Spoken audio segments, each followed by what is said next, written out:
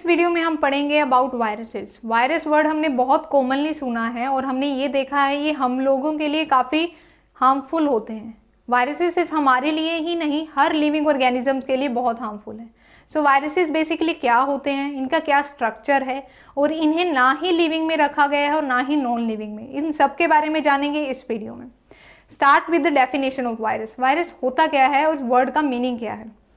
Virus का meaning है, Latin meaning इनका है slimy liquid. So viruses are called as slimy liquid और पॉइजन। सो वायरसेस हैं, उनको स्लाइमी लिक्विड और पॉइजन कहा गया है। और वायरसेस का ये लैटिन मीनिंग है और इनको हमने ना ही लिविंग में रखा है और ना ही नॉन लिविंग में रखा है। ऐसा क्यों है? वायरसेस को हम नॉन लिविंग में इसलिए कंसीडर नहीं कर सकते क्योंकि जब हम उन्हें जब वो किसी भी होस्ट को इन्फेक्ट करते हैं तो वो स्टार्ट कर देते हैं रिप्रोडक्शन। वो रिप्रोडक्शन वाला जो करैक्टर है वो एक लिविंग का ही हो सकता है, नॉन लिविंग का नहीं हो सकता। और जब वो नॉन लिविंग एनवायरनमेंट में होते हैं तो वो किसी भी टाइप की एक्टिविटी शो नहीं करते।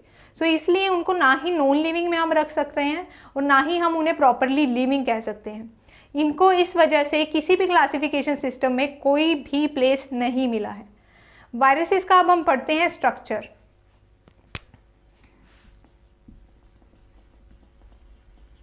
जो वायरसेस का स्ट्रक्चर है वो स्ट्रक्चर कंसिस्ट होता है दो पार्ट्स का। वो जो दो पार्ट्स होते हैं वो होते हैं न्यूक्लिक एसिड और एक कवरिंग होती है जिसको हम बोलते हैं कैप्सिड। ये समझते हैं with the help of a simple diagram. समझते हैं कि ये कवरिंग है, ये स्ट्रक्चर है एक वायरस का जो कि हेक्सागोनल है और इसके अंदर यहाँ पड़ा होता है जेनेटिक मटेरियल, प्रोटेक्टेड होता है टोटली। ये पूरा कवर्ड है, ये 2D स्ट्रक्चर है, आप 3D में देखेंगे तो ये पूरा कवर्ड है, उसके अंदर पड़ा है ये जेनेटिक मटेरियल। सो ये जो न्यूक्लिक एसिड है ये इसका है न्यूक्लिक एसिड। जो न्यूक्लिक एसिड है वो कुछ भी हो सकता है, दैट कैन बी DNA और that can be RNA। So DNA भी हो सकता है या फिर RNA भी हो सकता है। और ये है इसकी आउटर कवरिंग जिसको हम बोल देते हैं कैप्सिड। जो कैप्सिड है वो बनी होती है मोनोमर्स ऑफ कैप्सोमियर, उनको हम मोनोमर्स बोलते हैं, कैप्सोमियर्स। सो इसके जो मोनोमर्स हैं वो कैप्सोमियर्स हैं और ये बना होता है प्रोटीन का। तो ये जो कवरिंग है कैप्सिड की वो प्रोटीनेशियस होती है, उसके अंदर होता है न्यूक्लिक एसिड। तो इतना सिंपलेस्ट सा स्ट्रक्चर है इसका।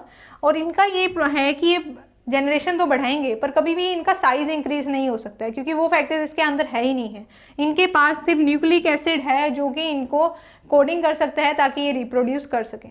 अब ये DNA भी हो सकता है और RNA भी हो सकता है। और भी कुछ फीचर्स हैं वायरसेस के बारे में।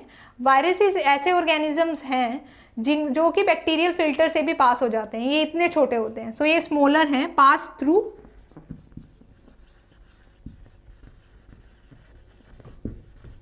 फिल्टर्स। इतने छोटे होने की वजह से इनको हम कभी भी कंपाउंड माइक्रोस्कोप से नहीं देख सकते। ये हमें विजिबल होंगे only by using the electron microscope. ये इस टाइप के स्ट्रक्चर्स को जिन्हें हमें इलेक्ट्रॉन माइक्रोस्कोप से देखना पड़ जाए या काफ़ी छोटे स्ट्रक्चर्स हैं जो ये, इनको हम बोलते हैं अल्ट्रा माइक्रोस्कोपिक। तो इनको हम कहेंगे दे आर अल्ट्रा माइक्रोस्कोपिक। तो ये अल्ट्रा माइक्रोस्कोपिक हो गए, फिल्टर से भी ये पास कर सकते हैं और ये ना ही लिविंग है ना ही नॉन लिविंग है। और इनके अंदर जो न्यूक्लिक एसिड है वो DNA या RNA भी हो सकता है। अब बात करते हैं ये हार्मफुल कैसे हैं और किस टाइप के डिसीजेस करते हैं हमारे अंदर। सो हार्मफुल है बैक्टीरियाज हमारे लिए, तो इसका एक करेक्टर ही हो जाता है that they are harmful for living organisms. तो ये हमारे लिए हैं, so they are harmful for living organisms. और ये डिसीजेस कॉज करते हैं, cause diseases like, so they cause diseases like, सबसे कॉमन डिसीज जो इस टाइम पर भी चल रही है which is COVID-19 is caused by a virus. So सबसे पहले मेंशन करेंगे हम COVID-19 को। एंड आफ्टर दैट इबोला एक और डेंजरस डिसीज़ है जो कि अफ्रीका में सबसे ज़्यादा फैली थी, इबोला होगी। उसके बाद है कोविड-19 और इसकी जो कॉमन डिसीज़ें कोज करते हैं उनमें से एक है common cold. So common cold, उसके बाद हमारे पास है स्मॉल पॉक्स। सो इस टाइप की डिसीज लिविंग ऑर्गेनिजम्स में बेसिकली एनिमल्स में कोज करते हैं। प्लांट्स में भी एक डिसीज काफ़ी डिसीजेस कोज करते हैं जिसमें से एक है टोबैको मोज़ेक वायरस। प्लांट्स में जो ये कोज करते हैं वो है tobacco mosaic virus. Tobacco mosaic virus है जो कॉज करता है, जो डिसीज़ है उसको हम कह देंगे टोबैको मोज़ेक डिसीज़। सो ये टोबैको प्लांट के ऊपर भी डिसीज़ करता है और बाकी काफ़ी सारे प्लांट्स के ऊपर भी डिसीज़ करता है। तो ये बेसिकली हार्मफुल है हमारे लिए और इसको जानना बड़ा मुश्किल हो रहा है क्योंकि इसको किसी भी ना ही नॉन लिविंग में ले पा रहे हैं ना ही लिविंग में ले पा रहे हैं।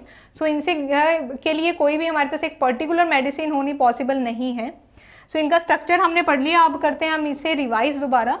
वायरसेस का हमने पढ़ा कि लैटिन मीनिंग है स्लाइमी लिक्विड एंड पॉइजन। उसके बाद हमने पढ़ा कि इनका जो स्ट्रक्चर है वो दो चीज़ों का बना हुआ है। फर्स्ट इज उसको कहते हैं न्यूक्लिक एसिड और उसका जो बाहर की आउटर कवरिंग है उसको हम कह देते हैं कैप्सिड, जो कि मोनोमर्स की बनी हुई है, कैप्सोमियर्स की।